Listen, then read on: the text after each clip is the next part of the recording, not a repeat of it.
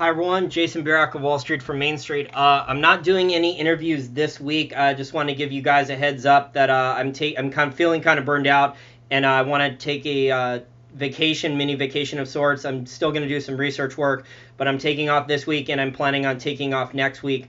Also, I want to thank you guys for the amount of views and the feedback and the comments underneath our YouTube, because it's really working. We're getting a lot more exposure on these podcasts. A lot of hedge fund managers and investment managers are listening to them. I just got invited by Eric Sprott and Rick Rule up to Toronto next month. They're paying for me to go up there and visit them and meet them and talk to them. So hopefully I'll be able to talk with Eric Sprott and maybe John Embry at length and get their emails and get them on for a podcast in the near future. Also, what I'm planning on doing as well, in the next 2 months, we have booked already. We have Jim Rickards for first week or second week of October, I think October 10th. He's already booked. Marc Faber is already booked to come back on again in the next couple weeks. And Rob Kirby is booked to come on again in the next couple weeks. And we're working on Rick Rule and other top guests. I think we'll also have Porter Stansberry. So basically, for our listeners out there, if you guys have guests you want covered or specific topics for the type of topics that I think I want to cover going forward.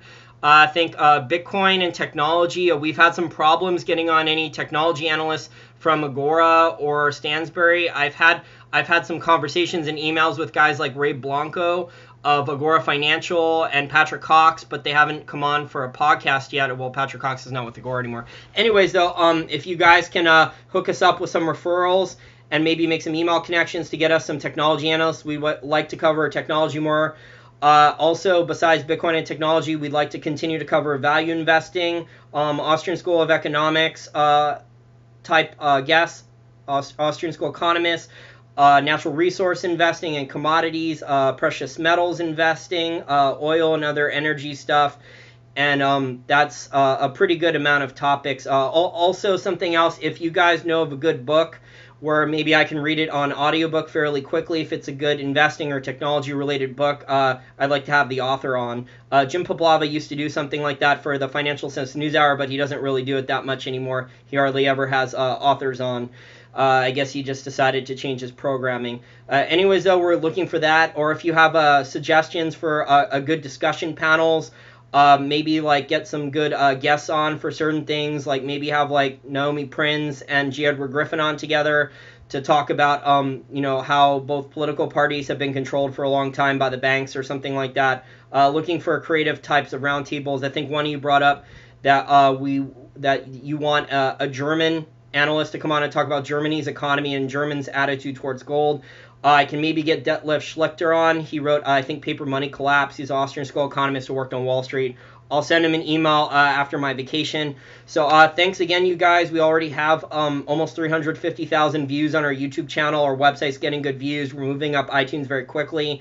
I think we're putting out arguably some of the best quality investing interviews and content that there is on the whole internet in terms of all the different topics we cover, whether it's precious metals and natural resource, commodity investing, value investing. We hope to cover Bitcoin and technology investing better. And we hope to continue to look at the markets from a free market Austrian School perspective.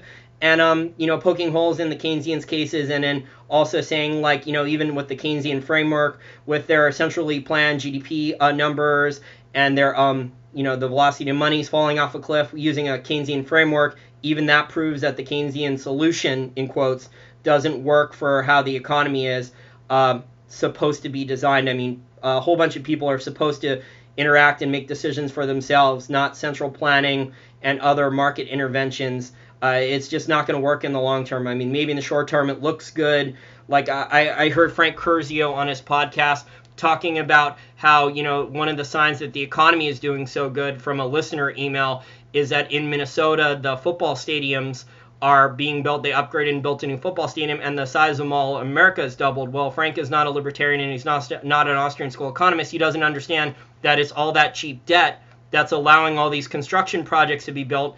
And if he had maybe more real estate contacts, and maybe we'll get a couple other real estate investors on too, like we'll have Fabian Calvo and Kathy Fetke and Jason Hartman back on if you want, or maybe a couple more real estate investors. for their perspective on the real estate market. But a lot of my real estate contacts are saying that they realize this is all a bubble, and they've been taking this cheap debt, and they're not holding projects long term. They're just doing these projects, and then they're looking to dump them very quickly, make a fast buck, and then dump them onto suckers who are going to hold the bag when the bubble bursts in a couple years. Okay, well, thanks for listening to this video. Thanks for commenting on our interviews. Thanks for sharing them. And basically, I just did this video to let you guys know that I'm taking a vacation. I've been burned out and trying to relax a little bit more next couple weeks. I'm heading up to Toronto to go see Rick Roll and Eric Sprott next month. And we're going to continue cranking out really quality content, probably the best interviews in the next couple of months. Oh, and also, I believe Paul Craig Roberts said, I talked with him in a couple emails this week too. He's supposed to come on in the next month or so too. So we're cranking out the big guests, and just keep following and sharing and liking and retweeting our content. And we're going to end up with over 1 million views on our YouTube channel, and then things are going to take off from there. Okay, thanks everyone.